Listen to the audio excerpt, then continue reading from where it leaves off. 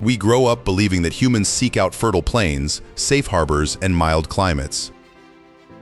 But then we realize, all across this planet, there are communities that have chosen the exact opposite. They do not just survive, they build worlds around themselves from stone, ice, water, and ash, defying all logic. White houses, clinging to the rim of a volcanic caldera that once swallowed a civilization. A cliff 150 kilometers long, where an entire people wrote cosmology into every rock crevice. An Arctic town where frozen Earth imprisons the Spanish flu virus, and people store seeds for the end of the world. An isolated fishing village behind a waterfall, which once had no path to the sea. This world still holds places that make us whisper, how is this possible? But the most remarkable thing is not their existence, but that humans have turned them into home. And the real question is not why did they do it, but what makes a place somewhere we belong? Prepare for a shift in perspective, because after all, perhaps you too are living in an impossible village. Let us begin in a place where the impossible hides right behind poetic beauty. At the edge of the Faroe Islands, a colossal waterfall cascades straight from a lush green cliff into the North Atlantic Ocean.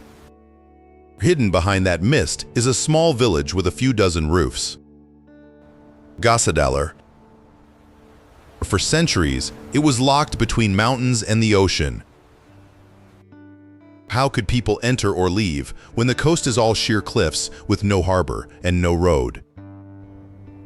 There was only a single trail crossing a 400-meter-high mountain peak. They called it the Post Road. Everything, from sacks of rice, planks of wood, to the very first car, was disassembled and carried on backs over that treacherous path.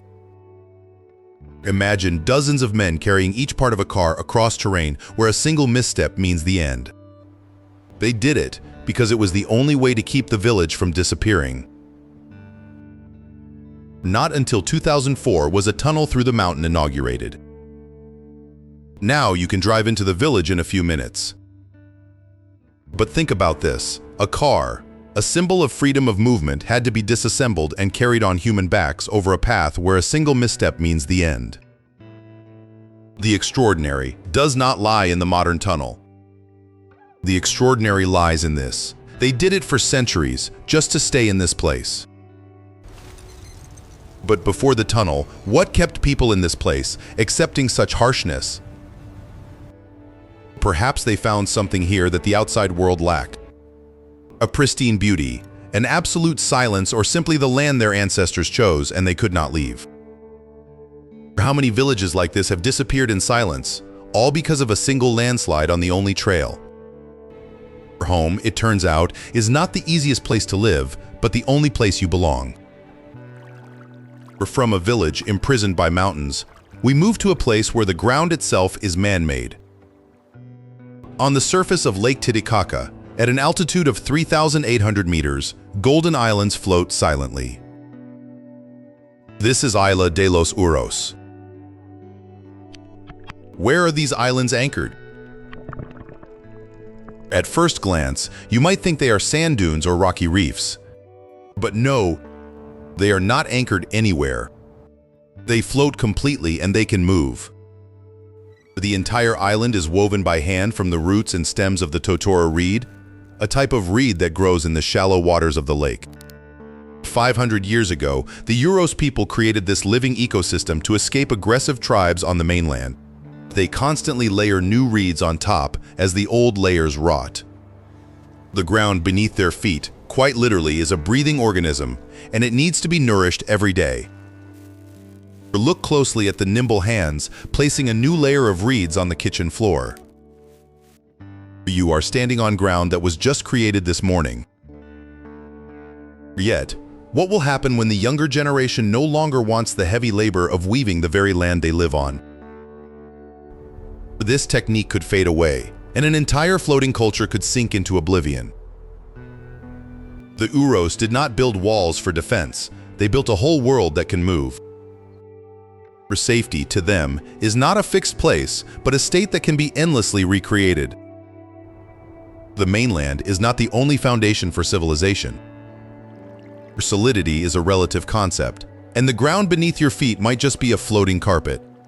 But if the ground does not need to be solid, then the walls around us do not necessarily have to be built by human hands. In northwestern Iran, a mountainside is riddled with strange conical structures with windows and chimneys poking out, looking like a giant termite mound. Key destination, Kandahar. Imagine standing before a mountainside full of bizarre, conical rock formations. There are windows. There are chimneys. There are people cooking dinner inside rocks, sculpted by volcanoes. The question is not how did they dig. The question is who, in their right mind, looks at a boulder and thinks, this will be my home. And why? Perhaps they carved them out of solid stone, like other cave cities. But no, they did not carve anything at all. These houses were sculpted by the volcano itself, and humans only had to hollow them out. The conical rock formations are the result of ash and lava from ancient Mount Sahand, eroded by wind and rain over millennia. This material is as soft as pumice, but insulates extremely well. 700 years ago, the first settlers realized they could easily hollow them out to create a dwelling with a perfect climate. Cool in the summer and warm in the harsh winter. Stepping inside, you will see that not a single wall is straight. Every curve is the work of geological flow, and humans simply moved in. So how long can these structures endure against the erosion of the very nature that created them and the pressures of modern tourism? The people of Kandahar do not impose their will on the landscape. They found a home within the chaos of nature itself. The greatest architecture is not always built. Sometimes it is discovered. Home does not have to be a box. It can be an organic space, shaped by the same force that created the mountains. From houses molded by fire, we come to a place where humans chose to abandon the planet's surface completely. In the middle of the South Australian desert, a scorching red land, so barren it looks like the surface of Mars. Not a single tree. Only a few chimneys and doors poking up from the ground. This is Kuber Pidi. Why did humans choose to live in a giant furnace like this? Perhaps they built houses to resist the heat. But no, they did not resist the heat. They abandoned the surface entirely. On the surface, 50 degrees Celsius. The heat can cook eggs on the sidewalk. Underground, 23 degrees Celsius. Cooler than a spring day in Paris. They do not need air conditioning. They do not need fans. They just need to walk downstairs. Do you realize the insane simplicity of this solution? They did it not by defeating the heat. They abandoned it. And it was in that abandonment that a town was born? An entire underground town was born. Houses, churches, bookstores, hotels. On the surface is a desert that can kill you in a few hours. Underground is a complete society. They did not build houses to fight the desert. They simply declared that the desert does not exist. The surface of this planet, it turns out, is not where humans must necessarily live. We can choose another level. Imagine a camera panning from the deadly Martian surface, plunging down a staircase, and opening into a luxurious, cozy underground living space with crystal chandeliers. The transition between the two worlds is hard to believe. But the long-term psychological impacts of living in an environment with no natural sunlight, where the boundary between day and night is blurred, remain an open question. The pursuit of passion and wealth is so intense that humans are willing to bury themselves in the ground. But then that very temporary shelter becomes a community, a true home. Sometimes the only way to survive a harsh environment is to refuse to acknowledge its existence. The surface of a planet is not always the best place to live. We can redefine our own surface. If humans can go underground to hide from the sun, they can also hide right in front of their enemies' eyes. From the Greek coast, you look out at the Aegean Sea and see a colossal rock towering ahead. It looks like a barren island, nothing special. But walk around to the other side. There, pressed tight against the southern slope, is a medieval town completely invisible from the mainland. Monemvasia. Y was an entire fortress town built on the hidden side of a rocky island, perhaps to withstand the sea winds. But no, it was a deliberate optical deception for survival. Its name, Monemvasia, means single entrance. It is connected to the mainland by a narrow causeway. Built in the 6th century, its location is a masterpiece of military strategy. From the mainland, it is just an anonymous rock. Or from the sea, it is an impregnable fortress. It was designed to be a ghost city, a blind spot in the eyes of the enemy. An entire wealthy civilization thrived in secret, invisible to the world. How many other invisible cities designed to vanish from history have we not yet found?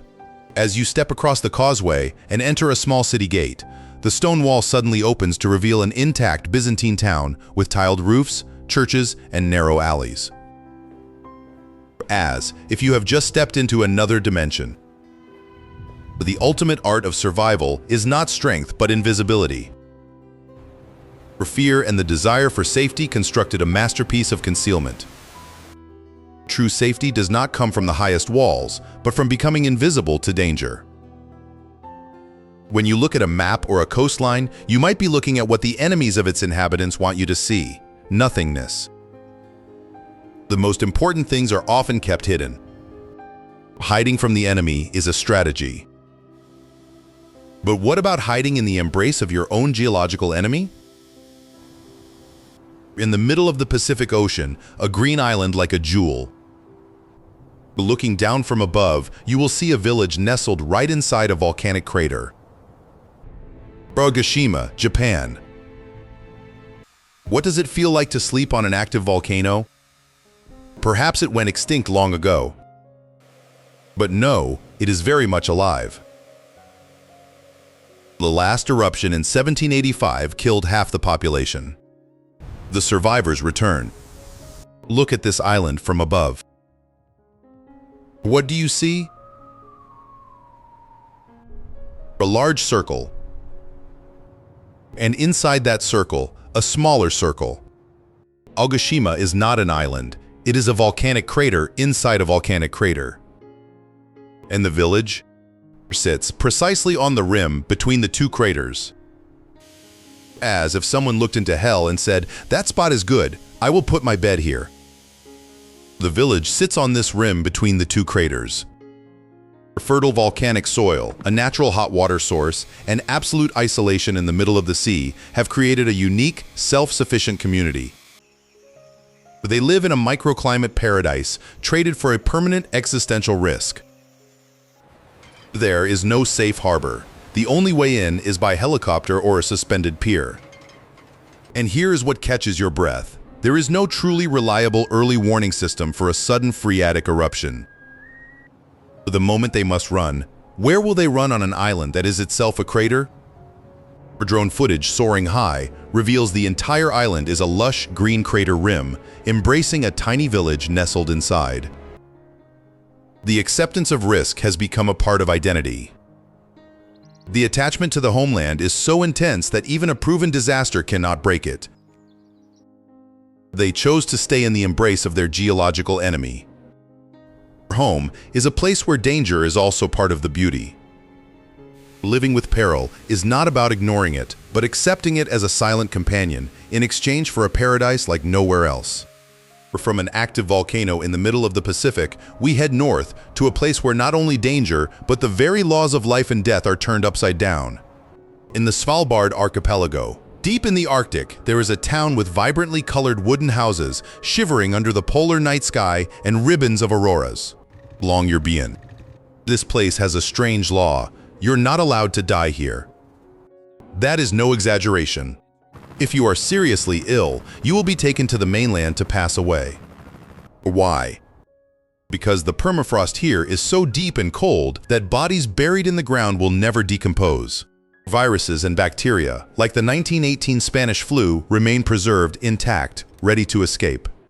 Therefore, Longyearbyen is a town where life must be actively maintained and death is banished. But what is even more remarkable is the Doomsday Seed Vault built deep inside a nearby mountain, storing backup copies of the entire world's seeds. A village where the future life of the entire planet is kept safe, while death itself is forbidden. However, global warming is melting the permafrost faster than anywhere else. What ancient pathogens are being released? And how much longer will this town stand? The residents of Longyearbyen are not just fighting the cold, but biological laws themselves. They are the guardians of the future. This is where humans have negotiated a new treaty with nature. We will live here, but we will respect the permafrost as a living entity, preserving the past and protecting the future. The cold is not just a weather condition, it is a conservator, a time machine that can imprison an entire pandemic and store life for posterity. From a place storing seeds for doomsday, we turn back time to a place where the entire universe is recreated on a cliff. In Mali, West Africa, the Bandiagara escarpment stretches for 150 kilometers, rising hundreds of meters high. Clinging to the near-vertical rock faces are the mud brick houses and granaries of the Dogon people. At first glance, it seems to be a natural fortress against enemies. But why did an entire people choose to live on cliffs so steep and perilous? The reason may not lie on this earth. The Dogon people are not just hiding here, they are recreating the order of the universe on a vertical plane. According to their cosmology, the location of every village, every house, every granary reflects the structure of the universe. The Bandiagara cliff itself is a living cosmic map. They built houses to tell the story of their own origins. And then there is something that scientists still debate: how a people without modern telescopes possessed detailed knowledge of the Sirius star system, including a white dwarf star invisible to the naked eye. That is an unanswered question. At sunset, the entire cliff seems to blend into the red of the stone, and you realize it is not just architecture, it is a message written in stone in space. Humans do not just need shelter, we need a place in the universe. A home is not just a shelter, it is a miniature model of the universe. Living on a cliff is living between heaven and earth, an axis connecting worlds. Geography is not just a backdrop. It can be a sacred text, a temple, a philosophy of life carved into every rock crevice. And if the cliff is where humans write cosmology, there are places they choose to directly challenge the destructive power of the planet, simply for its beauty. In the Aegean Sea, white houses like sugar cubes stacked on top of each other cling to the rim of a giant volcanic caldera submerged in the deep blue sea. Santorini. Why build a tourist paradise right on the rim of one of the most violent volcanic eruptions in history? Perhaps the volcano is extinct. But no, it is not extinct at all. It is only resting. And it will wake up. Around 1600 BC, this place erupted. Not an ordinary eruption. It wiped out an entire civilization. It created tsunamis. And there is a theory that it was the inspiration for the myth of Atlantis, the city submerged beneath the ocean. Yet, today tourists come here to watch the sunset. Do you see the irony? The island today is the very rim of that crater. The people returned and rebuilt right on the rim of the volcano that killed their ancestors. They live with the constant threat of a new eruption, the last was in 1950, and continuous earthquakes. The mesmerizing beauty of the rocky bay and the sunset is the direct reward for accepting this existential risk. So when will the next big eruption happen? Scientists can predict, but they cannot prevent it. The entire population is living on a geological time bomb. Beauty and destruction become one. At night, the Milky Way stretches above the white houses, while lights from those very homes reflect onto the still waters of the sleeping crater. We are drawn to beauty, even when it can destroy us. We call it home and refuse to leave because nowhere else holds such grandeur. We are willing to trade absolute safety for transcendence. When you look at a postcard of Santorini, you are not just seeing an island. You are looking at a collective existential choice, a spectacular defiance against the destructive power of the planet. And finally, we come to a place where disappearance does not mean destruction, but an ultimate form of preservation. Beneath the turquoise waters of Qiandao Lake, China, guardian lion statues and the intricate architecture of an ancient city appear like a forgotten dream. Xicheng, the Lion City. How could an entire city be buried underwater so perfectly? Perhaps a natural disaster. But no, this was no natural disaster. It was a deliberate human decision. Xicheng was built during the Eastern Han Dynasty 2,000 years ago and was once a bustling political and economic hub. In 1959, the Chinese government decided to build a hydroelectric dam. They intentionally flooded the entire city, along with hundreds of other villages, to create Qiandao Lake. 300,000 people were displaced. Xicheng was not destroyed by time or war. It was perfectly preserved by water, becoming a time machine at the bottom of the lake. As you dive down and pass through intact stone archways, the inscriptions carved into the walls remain sharp after centuries. Absolute silence. This is no ruin, this is a ghost city suspended in time. But how many memories, souls, and family histories lie buried beneath that still water? When the last divers can no longer tell this story, will the city sink into oblivion a second time? Xicheng is a tragic trade-off between progress and heritage. A community sacrificed their ancestral home for the energy needs of the future. But that very sacrifice inadvertently created one of the best preserved underwater archaeological wonders in the world. Our home is not just a physical structure. It is a memory that cannot be submerged. Even when deliberately wiped off the map, it survives as a legend in the deep. Disappearance sometimes is the ultimate form of preservation. We have just traveled through 10 places, 10 villages, 10 towns, 10 worlds that should not exist. But what remains is not numbers or geographical facts. For what remains is a question: how is this possible? And the answer, perhaps, lies within ourselves. Humans do not just adapt to the environment, we sculpt the very concept of habitat to fit our cultural, spiritual, and emotional needs, defying all logic. These villages are proof that the will to belong is stronger than any law of nature. We have seen humans weave ground from reeds, hollow out homes from volcanic ash, dig entire towns into the earth, write the universe onto cliffs, and sleep peacefully on active craters. We have seen them forbid death, challenge destruction, and preserve memories at the bottom of a lake. Reality, it turns out, is stranger than any story we could invent. And humans understand far less than they think about their own limits. These places are not truly about location. They speak of the limits of knowledge, the strangeness of reality, the extraordinary capacity to adapt, and the vastness of the world. They are mirrors reflecting the human soul, the desire for safety, fear, faith, memory, and above all, the need to belong somewhere, no matter how impossible that place may be. And perhaps each of us is living in our own impossible village, a belief, a relationship, a dream that we cling to, even when everyone else says it should not exist.